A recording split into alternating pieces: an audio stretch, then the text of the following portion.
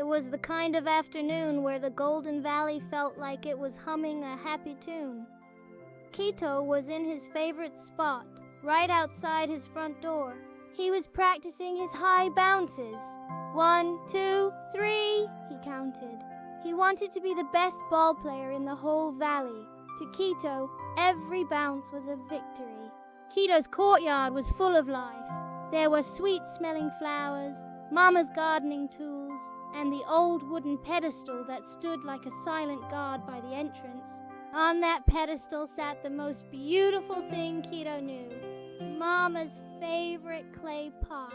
It had been in their family since the time of the great-grandmothers, painted with colors as bright as the sunrise. "This pot holds the stories of our people, Kito," Mama would say. "It is fragile, but it is strong as long as it is cared for." Kito knew he had to be careful. Then it happened. A kick that was just a little too strong. A bounce that was just a little too wild.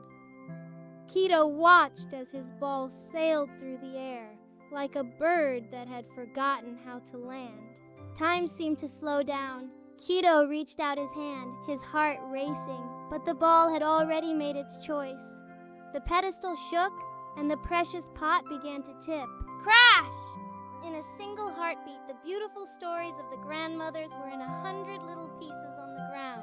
The silence was louder than the crash. Kito's stomach felt like he had swallowed a heavy stone. The Golden Valley didn't feel so bright anymore. "Oh no," he whispered. "What have I done? Mama is going to be so sad. She might be angry. What if she never lets me play with my ball again? My heart is beating so fast. I have to fix this.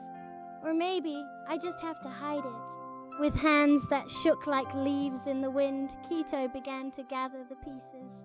He worked quickly, his eyes darting to the gate every time he heard a bird or a footstep. He found a hiding place, under the big colorful rug in the corner. One by one, the shards disappeared.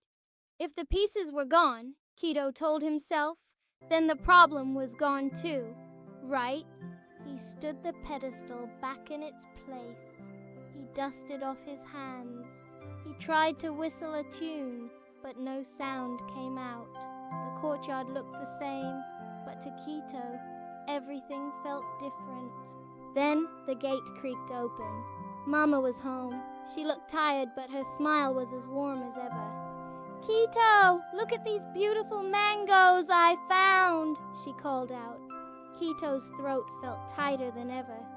She walked toward the door, then stopped. Her eyes went to the pedestal. The empty pedestal. "Kito," she asked softly, "have you seen the clay pot?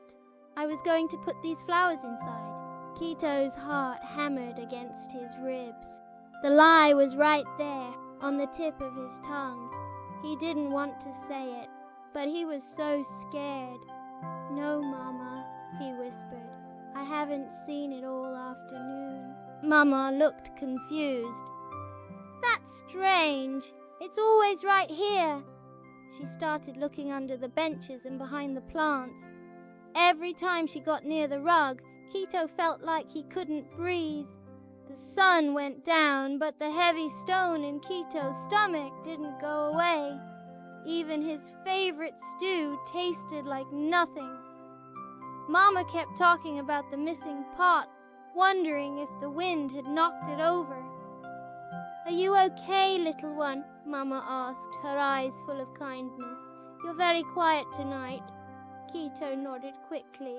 "I'm just tired, Mama." But the lie was starting to feel like a heavy blanket he couldn't throw off.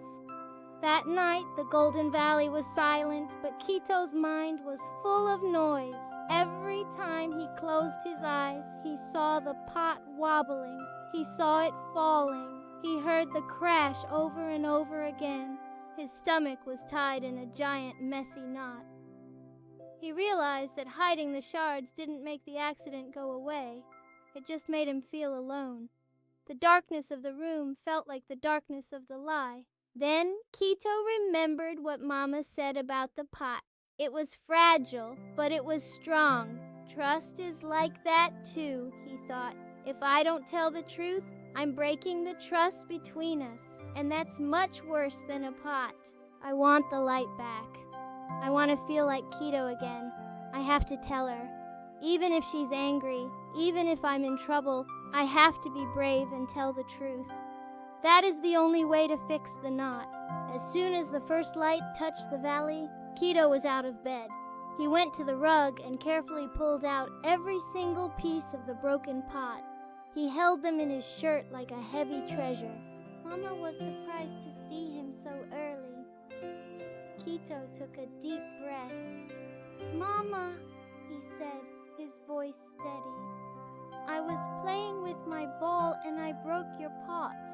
I was scared, so I lied. I am so sorry."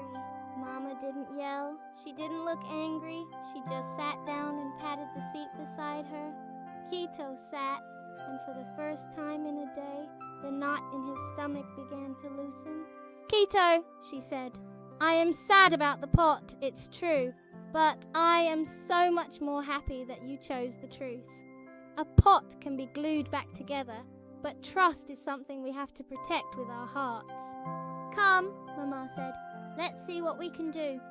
They spent the morning together, fitting the pieces of the sunrise and the birds back where they belonged. It was hard work, but it was good work. They couldn't hide the cracks, but Mama said the gold lines made the stories even better.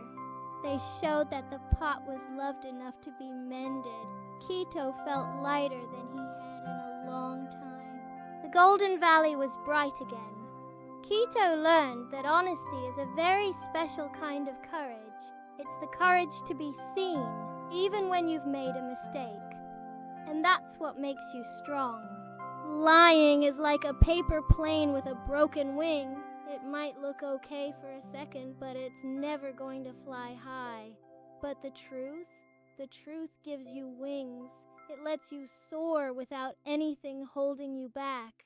Is there something you've been hiding today? A little mistake or a secret that feels heavy? Why not try the truth? I promise you'll feel so much better. I'm proud of you for being brave. The world is a much better place when we can trust each other. Thanks for listening to my story today. I can't wait to see you for episode 3. Stay brave, everyone. Bye.